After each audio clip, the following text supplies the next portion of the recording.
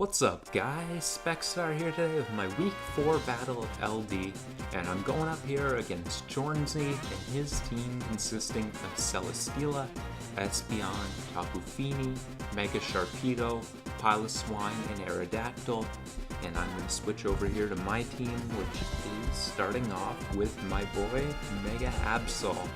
And Mega Absol has Pursuit because Espeon, if I'm able to pursuit that thing early and take it out, I really like the matchup Rocks have against his team. So that is definitely a priority for me, getting rid of that thing so I could click Rocks really confidently. Mega Horn is there primarily for me to hit Shaman. It does also help me hit Sharpedo harder than Thunderbolt will. Speaking of Thunderbolt, Thunderbolt is primarily for Celesteela and Tapu Fini. Next up here I've got Blacephalon, and it is a Choice Scarf Blacephalon. I actually went with Blacephalon here because it has a pretty damn solid matchup against this team. His Dark Resist, or his, not his Dark Resist, his Ghost Resist, including Sharpedo, are not really the bulkiest mons, so if I can get some Beast Boost going or get his team weakened, it really does have the potential to clean things up in the late game. Nothing too abnormal about this set here. Side Shock allowed me to hit, whoa, was it a Pokemon that came? It wasn't a Pokemon that came, there's definitely, it's more of a filler move that kind of helped me with certain sets, but mostly I'm going to focus on the stab miss for this matchup. Next up here I've got a Cobalion, which is actually Banded Rocks, and the reason I went with this set is because Banded had a really nice matchup on him, and I really didn't want to bring another Pokemon instead of Rocks because I had to get rid of Espeon early, and Cobalion can do it. It does have the ability to force things out to kind of help me get the Rocks up, and I do have some ways to get switching around in this matchup. Stone Edge allowed me to hit things like Victini in particular, the primary thing, and then the rest I just want to click my stab moves for. Next up here I've got a Assault Vest Eel, and I've got U-Turn, which is just the most spammable, risk-free move I can click. Just get me that slow pivot out, bring my offensive mons in. Volt Switch is able to get stopped by Piloswine if it's around. U-Turn, make sure I can definitely get that pivot out without losing momentum. Knockoff, just for things like Espeon, like Victini, just knockoff, what can you say? Drain Punch is primarily for helping me hit Piloswine. And next up here I've got a Blastoise, nothing too special here, just a physically defensive set. Dragon Tail just kind of helps me shuffle things around if I do get my Rocks up, and Aura Sphere was for allowing me to hit Sharpedo since this is my most likely response to Sharpedo. And lastly here I've got a Musharna, which is a little bit interesting, but not the spread because it's just a physically defensive Musharna. I've got Thunder Wave, which is just the yellow color, you know what bullshit that move's capable of.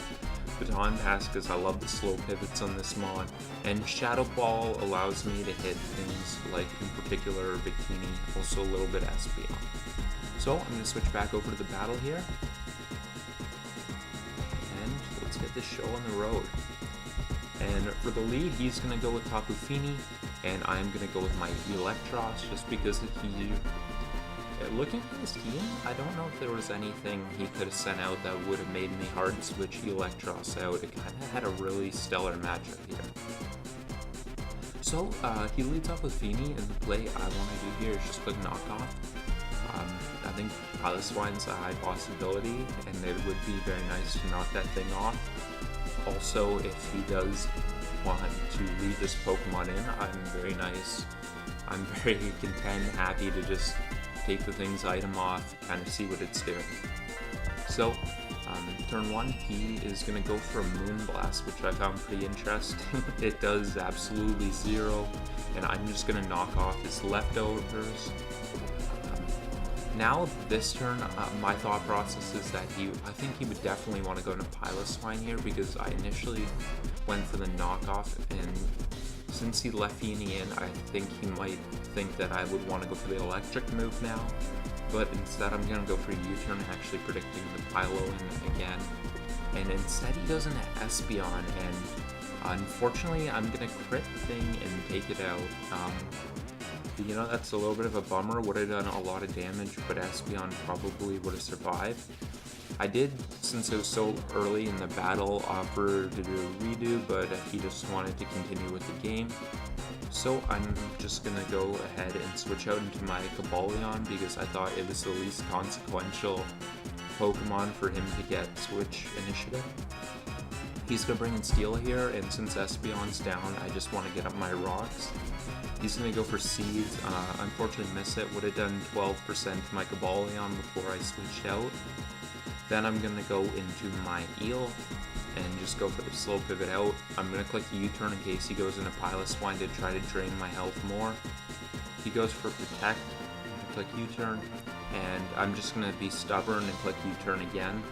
He's going to go for Hidden Power, do 7%. I'm immediately confident that that's going to be Hidden Power Ice for the Zygarde, which didn't come. So that's good to know. Right off the bat, we know a little bit about what this thing's doing. I'm going to U-turn out on this thing based on damage, and there's not much to go off because U-turn did so little, but it looks like it could be potentially physically defensive, maybe with a little bit of speed too. But we don't know for sure based on that little 3% attack. I'm going to go into my Blacephalon here, which I think just does a good job pressuring him out.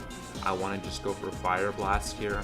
Actually, my plan was for him to click Protect and me to click Fire Blast, and then me to make a hard switch out, predicting him to want to go into Aerodactyl. But instead, he's actually just going to immediately go out into his... Oh, I'm going to let the game catch up to my narration. He's going to go immediately out into his Piloswine. And Piloswine, that little 5 point, 6 point, 7 point Savage is going to take 36% from a super effective but a powerful Blacephalon Fire Blast. It's going to take 36% from it. So I got a little bit of a kick out of that. And my initial into this thing is just Blastoise because I can spin rocks if he gets him up. Also pressure it with Scald. So I'm just going to click Scald here in case he wants to get up his rocks or something like that. He's instead going to go into Tapu Fini, but it is getting chipped down from rocks, and my Scald's a little bit of damage. And here I am actually just going to go ahead and switch out into my Electros because I've seen that this Pokemon doesn't do damage to it. He's going to go right for the Defog, which is a little unfortunate, but not the end of the world. He's going to switch out into Piloswine as I actually go for Drain Punch, again continuing to predict this Pokemon every time. He goes for another Stealth Rock, and I'm just going to be able to take the thing out with Drain Punch, and Electros is getting a lot of its health back. You're just going to go into Aerodactyl. I don't like switching on this Pokemon too comfortably, so I'm just going to click Volt Switch. He's going to go for Stone Edge. I'm going to click my Volt Switch, and now this thing is in range of Shadow Ball, which is actually very significant for me to know. Now that this thing's in range of Shadow Ball, and it is looking good for Blacephalon, he is not able to deal with this, and Tapu Fini and Sharpedo are his best answers to Shadow Ball, which are not answers to Shadow Ball. So I'm going to bring in my Blastoise. I just want to get the rocks away. Just kind of make it easier for my side since I don't think he can reset them. He's going to actually go for a Z Sky Strike here, which was pretty interesting to see. So I am going to lose my Blastoise here in exchange for spinning the rocks away, but I still think I'm in a solid position there. He's going to take me out. And I just want to bring in my Cephalon because I don't really want anything else taking damage from this Pokemon, and I know I'm going to be faster since he switched up moves and I'm Scarf. So the Aerodactyl is going to go down, Cephalon will get its boost, but Sharpedo still absolutely forces it out. I'll go to my Musharna here because it was just the least important Pokemon. I looked at the rest of my team, and Musharna, it doesn't really deal with anything. He has its doesn't really deal with Tapu Fini. It definitely doesn't deal with Steela. It doesn't really help with Mega Shark, of course. So it's the least valuable thing. And I'm just going to go ahead and try and click Thunder Wave here. He's going to go for a Protect on my T-Wave. And of course it's going to fail. He's now at a ×2 boost. And he's going to go for a Crunch here. He's going to drop my defense as I actually clicked Baton Pass this time, thinking that he may want to actually switch out, or even if he didn't, I'm content to just let Musharna get hit in exchange for bringing in a Pokemon that puts more pressure on this. So that's why Baton Pass is kind of hedging. With the amount its speed increased, it wasn't really likely that I was going to need the speed drop. So I'm going to go in a Cobalion here, and there is a defense drop, but he's shown Crunch and he's shown Liquidation, and I'm pretty confident his last move is either going to be Poison Jab or Ice Fang. So I'm pretty damn sure this thing won't be able to take me out at all. So I'm just going to go right for the close combat. And here he's going to Mega Evolve, get that big fat jaw. Go for the Liquidation, do a surprising amount actually, that was pretty good damage, and then I will take it out with my close combat. It's now going to be down to a 5-on-2, but you always need to be careful when the Celesteela is around. He's going to bring in his Tapu Fini. I'm just going to go to Musharna, prepare to sack this thing off. He'll go for Moonblast, and of course just put this thing in range of another Moonblast. And this thing is going to go down, making it a 4-on-2 here. I just want to bring in my Electros because I know I munch hits from this, and he does not have an electric switch in at this point. He's going to miss Hydro Pump. I was surviving it comfortably anyway, but it gives Eel the potential to take another hit from that, so I guess that's a little bit lame. I'm going to bring in my Cobalion on the Fini just to try to put some pressure on to taking this thing out. I'm going to go right for an Iron Head here.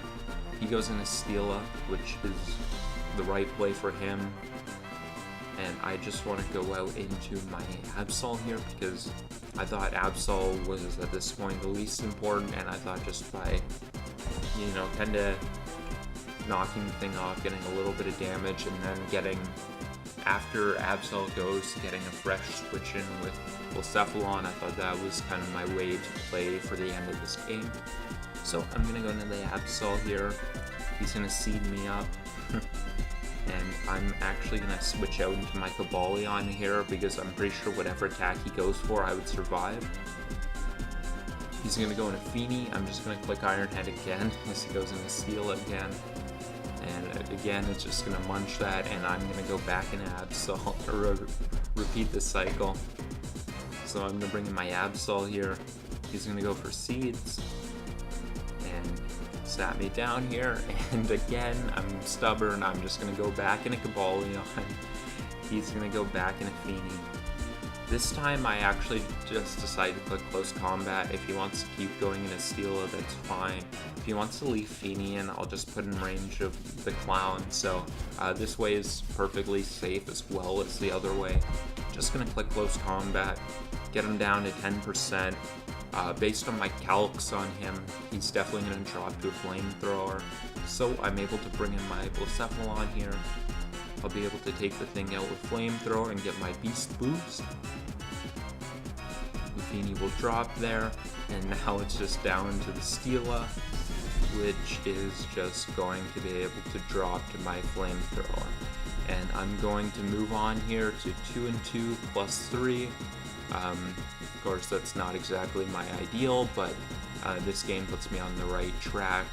I have an important game last week where I have a chance to get back into the positive, the potential to go get to 3-2, and that's definitely somewhere where I'm more comfortable than that even, and I'm gonna try and give that game a run for its money.